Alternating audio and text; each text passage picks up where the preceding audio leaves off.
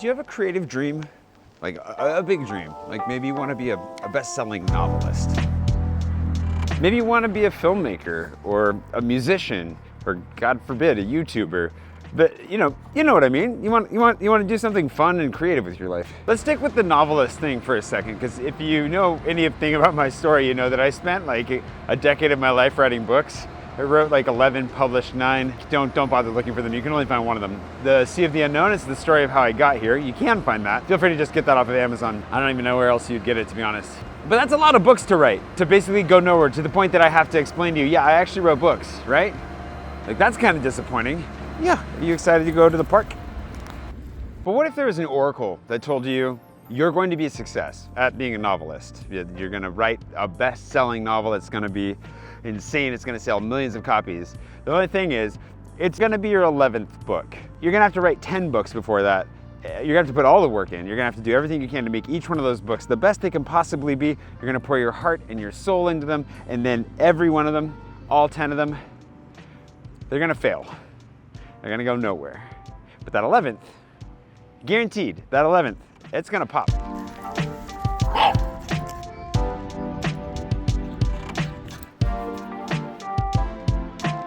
Oh, you lost it. I think about this a lot because, I mean, I want to get back to writing. I love writing.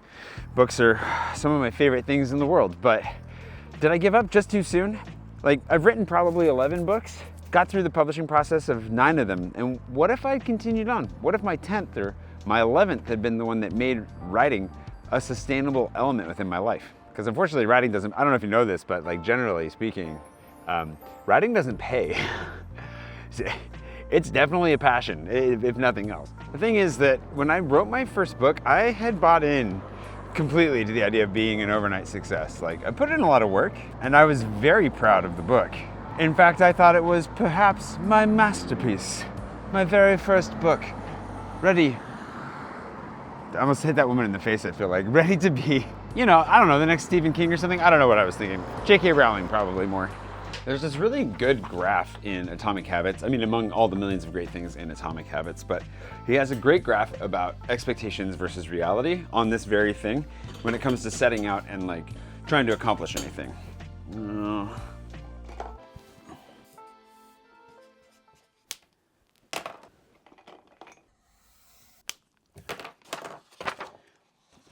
We expect that as soon as we get started, we're gonna just see results, right? Like, and over time, those are gonna carry on. And just linearly, because our brains are stuck in a linear mode, and as much as I would love to get out of that, we just think it'll add up over time. Like, the more work I put in, pretty much from the beginning, I'm gonna be amazing. But if you've learned any new skill, or you've tried to create anything, you know that this isn't exactly how it plays out.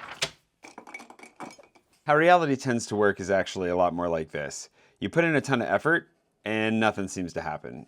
And then eventually, over time, you catch up to reality, hopefully, at some point. And the real hope is that about this point, what you're doing is not only catching up to reality, but you're continuing on in a path that goes like that. And this is where it might be tempting to give. Actually, what am I saying? Like, there you might want to give up, there you might want to give up. This is hard.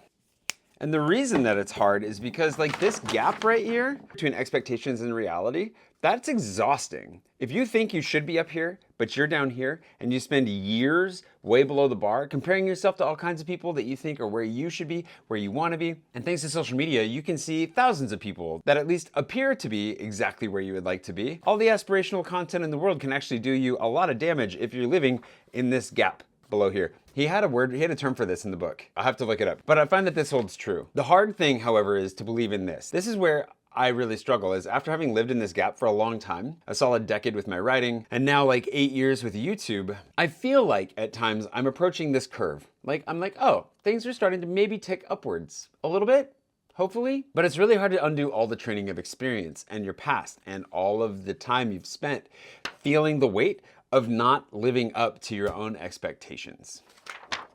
It's tiring, but I hold out hope. Are you feeling neglected? You're talking to the camera, but he's not talking to me. I want my snuggles. Oh. I want to represent the idea that you really can make what you want.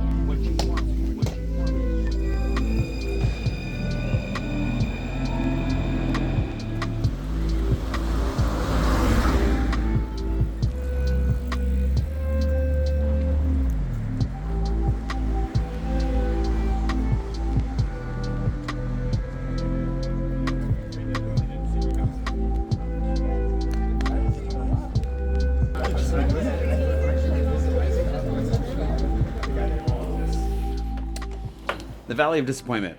Clear calls it the Valley of Disappointment. I call it the tranche of suck. It's the worst. The thing is that there is no oracle. There's nobody that can tell you how many times you're gonna have to fail, how hard you're gonna have to work, how many disappointments and heartbreaks you're gonna have to survive to get to wherever it is you want to go. All you know is all of that is waiting for you. Basically, whatever it is you want to achieve in life.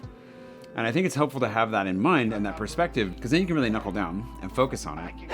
And I guess take some comfort in the fact that it's gonna be a rocky road no matter what you do. The hard thing is living in that and knowing whether or not to pull the plug at any point. Like, it's really challenging. And I look back on my writing career and I wonder sometimes, like, did I need to just keep pushing? Was I getting that much closer? And it's not over. Like, I can always get back to writing, but in the same way, now, I guess I started seriously vlogging on YouTube in 2016, the middle of 2016, so we're almost 8 years into being serious about it, but I've been making videos for a long time. And you ask yourself, like, okay, I'm gonna pour myself into this completely and see what happens. And if things move, it really feels great. And if things don't, you question everything. Have I made a huge mistake? What am I doing wrong? You missed your chance to lock me out. I said you missed your chance to lock me out. And that's where that thought of the oracle came in, because what if there was an oracle and they told you that you were gonna have to fail, like put all that work in and fail anyways? Would the guarantee of success motivate you through failure number 5, failure number 6? Would it change anything?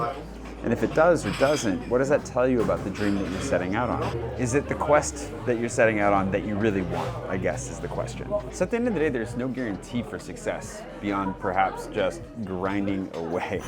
The one thing that I've struggled with, I think, most recently has been direction, like a sense of direction. Am I grinding in the right direction? And I also think that's kind of impossible to know, right?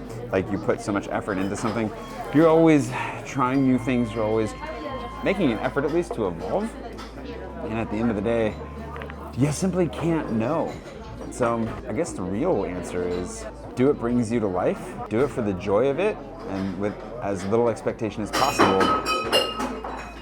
And then just commit to sticking with it through hell or high water, and hopefully you can make it. Because at the end of the day, what I've learned, I guess above everything, is that ultimately what matters the most is your belief in yourself. And I have not always had the strongest belief in myself, but I can say that I have always believed in myself, because I've known in my heart that storytelling, fiction, making videos are things that I love, and that if I love them, if I enjoy them, if I think I can even remotely be good at them, because they're skills that you can develop, then ultimately, eventually, at some point, I would have to succeed at them. No one else can have that belief for you, and no one else's belief, I mean, other people's belief can definitely be a boon, and it definitely feels great when people do believe in you, so don't get me wrong there. But at the end of the day, you're the only one that's gonna be with you every day, in and out, through the highs, the lows, the thick of it, when things are tough and you have no idea if you're ever even gonna make it. I don't know if that's comforting or not, but stick with it. Believe in yourself, because you can make it, and then we'll see where we end up. And it probably won't look anything like we expected along the way. Also, thanks to today's patron producer, Jason Young, and all my patrons for believing in me. There are a lot of people in that group that have believed in me for a very long time, and that belief, the small votes of confidence that have come in the form of patronage over the years, has made all the difference. Thank you. Thank you, genuinely, from the bottom of my heart. Thank you so much. It's meant more than you can ever know. More than you can ever know. Please just let me be in your lap. I'm so sick of chairs.